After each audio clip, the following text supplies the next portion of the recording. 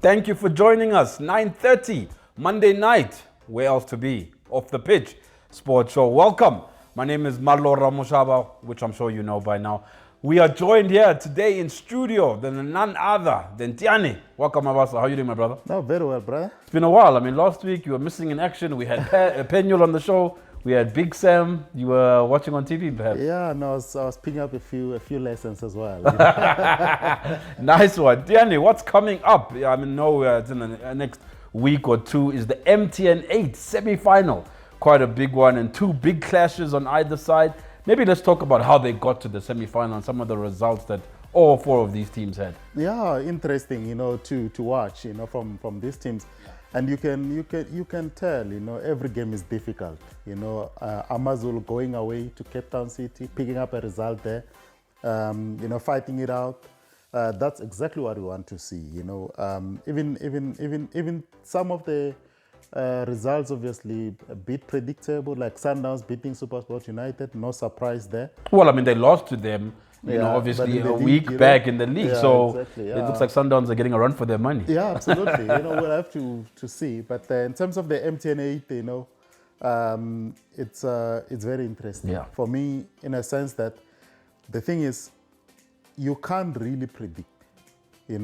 That's how difficult it is. Some cup competitions, you can pick up the winners. Yeah. Early on, going through to the next round. But this time around, the MTN 8, I think it's more difficult than the past seasons, in my opinion, because the clubs have reinforced. The squads are much better. The football is much better. Are you a fan of the semi-final being two-legged? I don't think I am a fan of that. I'm not at all. It's similar to the PSL playoffs. From NFD to the top flight. We should never have that kind of nonsense. Even now with the MTN 8, just play one semi-final at a neutral venue, exactly, and then one final venue, and then you're done. 100%. You know what I mean? Kaizer Chiefs for you. I mean, in this game against Amazulu coming up, I don't know if they would look at those teams and say, I want to avoid Sundowns, I want to avoid Pirates. Yeah. Let me go for Amazulu, because to your previous point, all four teams are strong. So would Kaizer Chiefs have been looking at it and said, yes, we got Amazulu? I think so. I think so, because the last thing you want is to draw Sundowns. Yes. After they hammered you 4-0, So maybe that you say, Amazulu, the thing is, over the years, and sometimes, as much as we don't want to dwell much on history, but the reality is that past results in some games, they speak a lot. Some teams are hoodoo teams for others, and Amazulu just struggle to beat Chiefs, So maybe. But over two legs, do they look at themselves as Amazulu and say, look, over one leg, maybe Chiefs would beat us, but over two, we could maybe get a favorable draw in the first game and then beat them 1-0 in the second leg? I think the mindset has changed at Amazulu now. They want to go all out in both legs.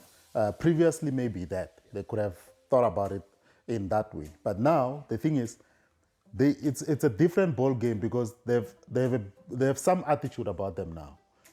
They have some belief about them now. That's why even the coach Brendan Truther was saying, we're going to win a trophy.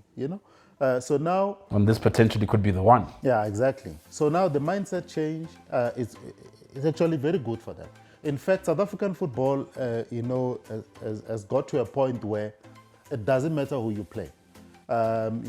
Teams used to be very scared to play against Chiefs or Pirates. Because you're playing against the 12th man, being the fans, and all the big brand.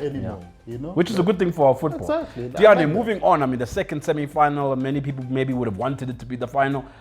Orlando Pirates versus Mamelodi Sundowns, big game as well. I mean, your thoughts on that? Two teams in very good form domestically. How do you see that going? Yeah, no, and remember, if you look at the log now, it shows that Pirates are going to take the fight to Sundowns as well. Or are they ready to challenge now? A lot of people every season start the season saying Orlando Pirates is the more likely team to challenge Mamelodi Sundowns. Are you starting to see that out of all the teams in the league, perhaps Pirates is the team closest to Mamelodi Sundowns? I'll tell you why they're ready to challenge. They are more disciplined in their approach. If they're leading 1-0, previously the opposition would have equalized. But Tiyani, wait, let me just hold you back. When we started the show, I think a month or so ago, at the beginning of the season, you were not convinced with the coach. Now they're doing very well in the league. They're in the semi-final. Are you starting to? Is Tiyani? Is he unplayable? Are you moving with the times? I said he has a lot to prove. Yeah. And we're not gonna be happy with him after 5-6 games, 7 games. No. What's your parameter? Is it 15 games? Yeah. Where do you start halfway into the season, that's when you see. But there are things that I'm picking up that are good for Pirates. As much as sometimes, Pirates have been this team that they never knew how to play ugly. Ugly in a sense that when you can see that, you know what, you're leading 1-0, you're not going to get a second one, it's becoming more difficult, then you close shop. Yes. And then you end up conceding. Exactly. And drawing the game. They never knew that kind of approach, They want to play beautiful football all the time. Exactly. And that, at the end of the season, when you look at it and you don't get the results. I remember even when SuperSport won one of the leagues, when they won it 3 times in a row, I think subject to correction, I think they beat Pirates by goal difference. Because Pirates at the time, over the years, Pirates are kind of team where, they are good, they're good to watch, easy on the eye. But then when you look at the results, you're like, hey, but this team just conceded in the 88th minute. They can't win when they're not playing well. No. Moving on to Mamelodi Sundowns, the side that they're going to be facing. I mean, obviously you've been winning trebles, a glorious team, all the badges and the accolades. But this season, potentially, could be a banana skin. Yeah, no, absolutely. But maybe from a psychological point of view, they may have that edge over Pirates. They've beaten Pirates so many times. We've lost count now. Even at some point, was 6-0. Results like that will obviously damper your confidence. Absolutely. As Pirates, that you're facing this team that all the time they just beat you. They just know how to beat you. So it's always going to be difficult from that point of view. So in some way, I'm saying Sundowns will be favorites. And in the other game, Kaizer Chiefs will be favorites. Tiyani Mabasa giving us his predictions. I know it's still early on the MTN 8 semi-final, but stay tuned. We're still here with Tiyani Mabasa in segment 2. Stay tuned.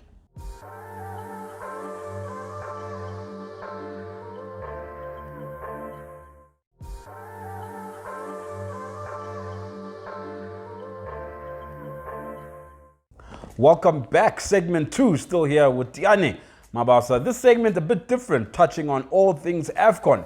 As we know, obviously, the 2024 AFCON happening out there in the Ivory Coast. But the one that is a bit in dispute, it looks like, Tiyani, is the next one after that in Guinea-Bissau. What's the latest with regards to the 2025 AFCON tournament? Yeah, no, Guinea, man, it's sad for them because they were supposed to host it. And these are countries that hardly host anything, and for them, this was an opportunity, to do something. But there are no guarantees from the government in terms of the stadiums. The investment, the GDP. Yeah, exactly. Meant to be. So now they were supposed to give guarantees. When do they start building some of these stadiums? Because unlike with us, we have the stadiums thanks to the World Cup as well. Even before that, we're always ready. Countries in North Africa can do that anytime. But in West Africa, it's always going to be difficult, So unfortunately for them, it had to be taken away from them because. Do we know yet the reasons for that? I mean, you were mentioning there was an official statement. Yeah, the government, the CAF's official statement doesn't mention all those things. But what's come out in the media is that the government in Guinea, they are not giving any guarantees in terms of when are they going to start, building the stadiums that are needed. And now, in 2022, it's just 3 years to this, and it can take a long time to build a stadium. I was about to ask you that. In your experience, I mean, we've seen obviously from a South Africa point of view, maybe we're a different example because of our capacity. What is the timeline that you think a country like Guinea would need in order to be prepared? Maybe in South Africa, it's maybe a less period, but in those third world countries that are not as developed now, is it a 5-year period? Do they need more time? They actually need more time, but generally I think it takes 18 to 24 months. But yeah, like you rightly mentioned, in countries like that, then you need even more time. So now they realize, no, it's not going to work. Unfortunately for them, they have to give it to somebody else. That's why now in the picture you have Morocco, and I'm surprised, Malo, that Morocco have not hosted an AFCON since 1988. Gosh, that is like really a long time. Yeah, and like right now they want everything. The AFCON was there, the Women's Africa Cup of Nations. Now the Women's Champions League is going there. Yeah. So now South Africa potentially in the head. I mean, they'll always be in the head. Yeah. Or if KEF were to run to South Africa and say, please host, we'll definitely do it. With the president being who he is. Yeah. So, but it's likely to be in Morocco, and I know that Algeria also in the picture. But obviously, South Africa will always be in the picture. Egypt as well. Potentially as well. Yeah, Egypt. The other countries in North Africa, they are more. They're ready. They're in Europe. Tiyani, I always get very sad when we're speaking about AFCONs and hosting because I always look at it from a fan and the actual football on the ground. Like, what's there to be excited about if potentially we might not qualify? From a Bafana, if I remove my continental hat and I put on my South Africa hat, I mean. Our South African football, our passion for AFCON, are we still as hungry, to compete in such tournaments, to potentially win them? Are we ever going to win an AFCON? Yeah, if we look at the football. That's a very good point, because the last thing you want to do is to be hosting and just adding to the numbers in the tournament, When, from a football point of view, you're potentially not at that level. And the sad part is, we think we're well beaters. I mean, you and I spoke 2 weeks ago that are we even a football nation? Yeah, exactly. Because then you have issues that you're not addressing, and the basic things that can actually take you back to where you come from. Malo, I don't think we pay much attention to schools football or school sports. Let me give you an example. At least you follow all the sporting codes. Rugby. For example, with schools rugby, they never compromise that. That's a big competition for them, and they invest heavily in it as well. The Rugby Fest, the Craven Weeks, from the grassroots, That's where the best players come from. So in football terms, where are the best players going to come from if you've cut off schools football? Because that's everyday competition. One day you'll bring the likes of Dr. Kumalo, Edward Mutale. They will tell you about the competition between Mamelodi versus Soweto. Where is that schools football? Yeah. It was big. And now look today. So is Pitso Mosimane not trying to do that? I mean, maybe touch on that, to bring the viewers in terms of what is Pitso trying to do. We've seen he's back in the country. He is working on that, unearthing talent. But for people that don't know, what is Pitso doing? Exactly. That's his approach. And that's a very good approach. And I hope we are going to support Coach Pitso because that's the way to go. That's your development. Setting up academies and all those things, it's all good. But, that's the best thing to do, school football. And Coach Pitso is trying to do that. Is he being backed by anyone? I mean, is government involved? Is SAFA trying to assist him, or is he alone in the project? Yes, I saw SAFA, could work with him. But let's wait and see. But the people with the money, people who are taking our tax, so they must be the ones putting in the money. Yes. Because without it, I'm telling you right now, we'll never go anywhere as a football nation. Because right now, it's all about where you can find players. And now, let me put it this way in 10 seconds. The supplier and vendor, very good. He's your Messi type of player. Yes. But you are expected to attend a trial in Joburg. Sitting there, the person that's staying with you, the person supporting you is your grandmother on a pension. Yes. You know what I mean? So are they going to take that money, send you to a trial in Joburg? It's not going to happen. I see. So players, you discover players by chance. Yeah. Or when Dagama was in Venda, when he discovered Eric Mato, what if he was not there? Yeah. So Tiyani, talk to me now. Then does that mean that Pizzo, from a coaching point of view, is taking a break? I mean, potentially is his name in the hat for the next Bafana? Is he still looking at being on the ground coaching, or has he taken, let's say, a 2 to 3 years to focus on this development, and then he'll get back into the game? Still wants to what coach. Are you hearing? He still wants to coach. If I remember well, his plan was to retire at 60 in terms of coaching, then focus on his project. So now he's 58. So maybe if he takes up, it will be one more job. Wow, I actually didn't realize Peter Musimani is close to 60. I mean, with everything that so much happens around him that he's achieved in the game. I mean, I'm still thinking Peter is like, what, maybe beginning 50s, late 40s. Peter Musimani is nearly 60. Are you serious? I need to Google that. I was shocked. Yes. Maybe even Coach Athazwane is 48. Athazwane is 48. I was like, wow. I mean, I remember like just the other day he was playing, but time definitely does fly, as well as here on the show on Off the Pitch, it flies. But second segment, done and dusted. Stay tuned for the third segment with Tiyani Mabasa.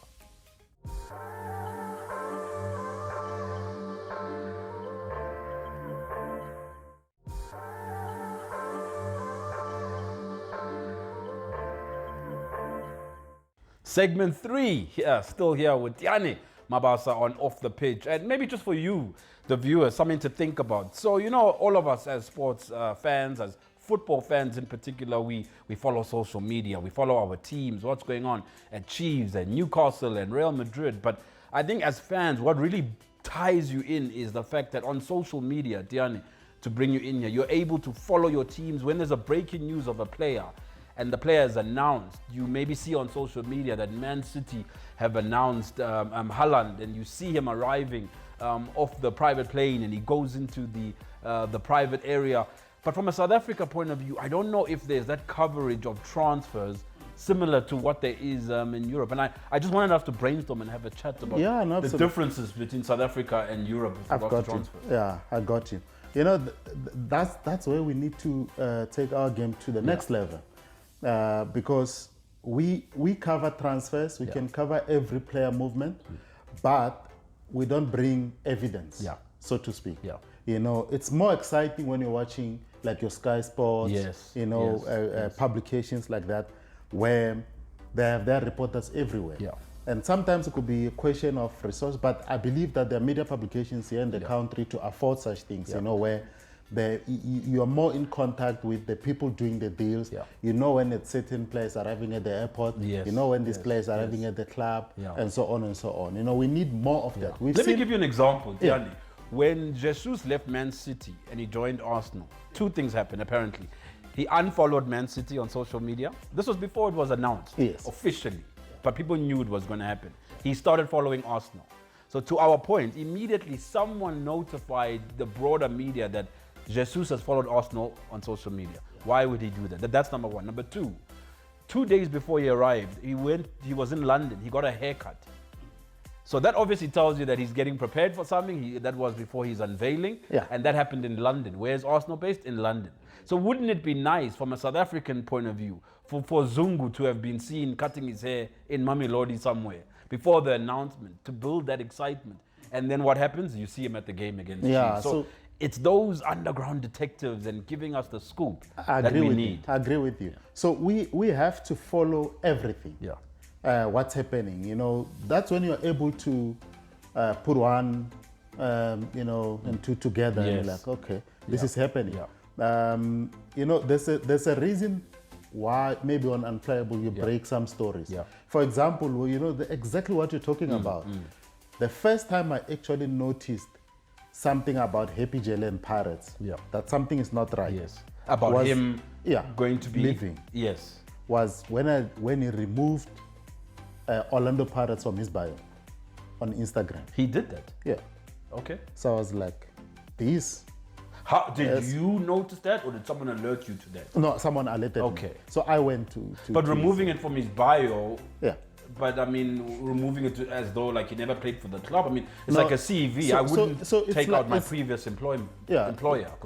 It's like me on my Twitter account. Removing your previous. Removing off the pitch. Yes, I see. Say I work for off the pitch, but now it's removed. I see. Why? Oh, okay. So now you have to start asking such questions. I see. And that's when I followed, and I'm like, okay, there's a reason. Yeah. So I now speak to his people who I know, okay, these people are close to him, and and they're like, okay, yeah, that's happening. Oh, wow, you know? okay. So that's when I'm saying. But obviously you couldn't make noise about it until the club officially announced it. So no, I actually reported it. Okay. No, I didn't report the thing about I forgot. him. I keep forgetting who I'm sitting next to. I just said, I just said, okay, so when I followed the story, that's what they said. And then I said, okay, this is what's going to happen between Happy Jele and Orlando Pirates.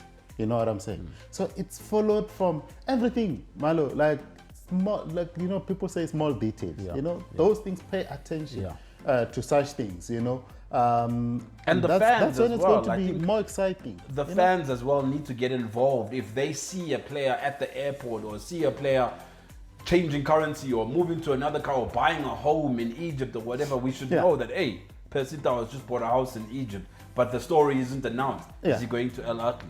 Is he going to Belgium? I've heard Vincent Kompany is calling him. Those scoops from a South African point of view, it doesn't exist. You know, the good thing is as well, you know, I don't have much of it, but I can confidently tell you that about 15% of the stories, they actually come from fans. That is absolutely brilliant. You know, the relationship that we have, where they DM you on social media and say, hey, bruh, Pela, I just saw this guy in this. Because you are not able to be everywhere. Exactly. You can't be Mamelodians or you know, 2 times. But yeah, we definitely need that evidence. I see some publications, for example, when someone is training at a certain club, they have a picture. You know, this guy's training with Chiefs. You know, that kind of evidence, you know, it's exactly what people are looking for. And in one of the stories that we did in this transfer window, we spotted Edmilson Dove at the medical center in Midrand. Now to do his medical. Okay. So that's when you followed up the story. Yes, like, to say where's he potentially going? What is this guy doing there? They say, oh, there is there for his medical. Okay, cool. Okay. And then you have it. But and you don't know if he's going. We had the picture of him, and people loved it. You know, it's because you've brought evidence. That's what I want to see South African media publications go to. But when you say South African media publication, are you not then excluding the clubs? Because I think from a Europe point of view, the clubs also get involved in building that hype. Yes. From a South African point of view, are you only blaming the media that they're not doing enough? No, not at all. What if I was to ask you, what's the split between the fans need to do it, the media need to do it, and the clubs? In percentage, is it 50%? Is it 33% split 3 ways? All of us are responsible for it. You know, because the club is the brand. Absolutely. I'm following the brand. And maybe let's use another example. You know, Haaland joining Man City. They had him in what? When he was? A picture of him when he was 3 years old with the Man City kid. Yes, absolutely. And we all saw that. So because they preserve their histories, you know, they're able to then bring such evidence.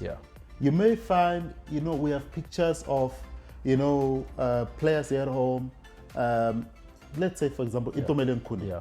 Itumeleng Khune, before he even played for Chiefs, in Chiefs kit with the caps and armband. When he was wearing a nappy, no? No, not that one. He was a bit older, but his dream was to play for Chiefs, and that's when he had the Chiefs jersey, you know, and then he had the captain's armband as well. Itumeleng Khune, you know, you heard it here from Tiyani Mabasa saying when you were in nappies with the dummy, you had an armband. You were always built to be captain of Kaizer Chiefs. But Tiyani, thank you so much. Where can people catch you once again on your social media handles? They just have to follow at Unplayable ZA. Everywhere, you know, your Twitter account, your Facebook, and Instagram. Absolutely same brilliant. Thing. Don't follow me, follow Unplayable. Thank you so much, Tiyani, our resident analyst, and follow him on Unplayable on all of his social medias. But thank you to you at home for watching, and stay tuned. Next week, same time, same place. We out.